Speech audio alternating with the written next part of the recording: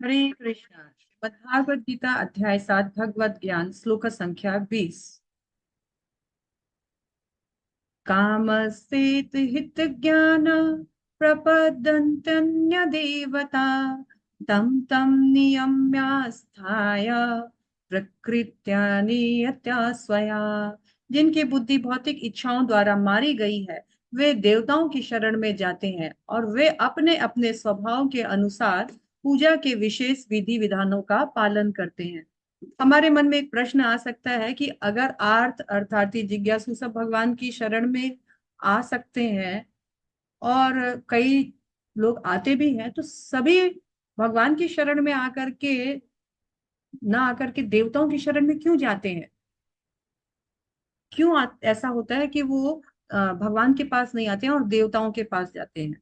तो भगवान हमारी जिज्ञासा को तुष्ट करने के लिए बोलते हैं, कामस्तेते हृत ज्ञाना। जिनका जो वास्तविक ज्ञान है कामनाओं वासनाओं के कारण जिनका हृत हो गया है, अपहरण हो गया है, उनका जो नेचुरल ज्ञान है उसका अपहरण हो गया है, जिनकी भौतिक इच्छाओं के कारण बुद्धि मारी गई है, प्रपद्यन्ते अन्य देवता, वो अन्य देवताओं के शरण में जाते हैं, भगवान परमेश्वर की शरण में नहीं जाते हैं, अन्य ईश्वरों की शरण में जाते हैं। क्यों?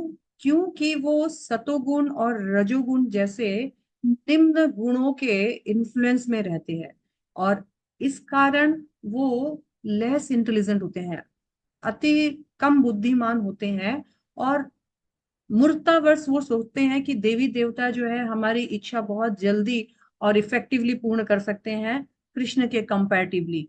और फिर वो क्या करते हैं, तम तम नियम आस्थाया, और जैसा जैसा उनका उन देवी देवताओं को प्रसन्न करने के लिए जैसा जैसा नियम उपवास आदि बताया गया है, उन आस्थाओं के अनुसार और अपने स्वभाव के अनुसार उन विधि विधानों का पालन करते हैं।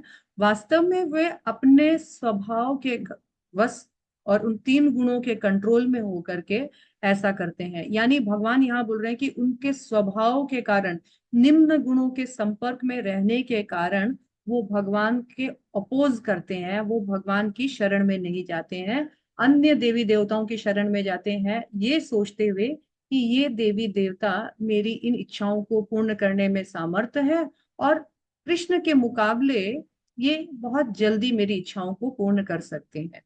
हरे कृष्णा। श्रील प्रभुपाद की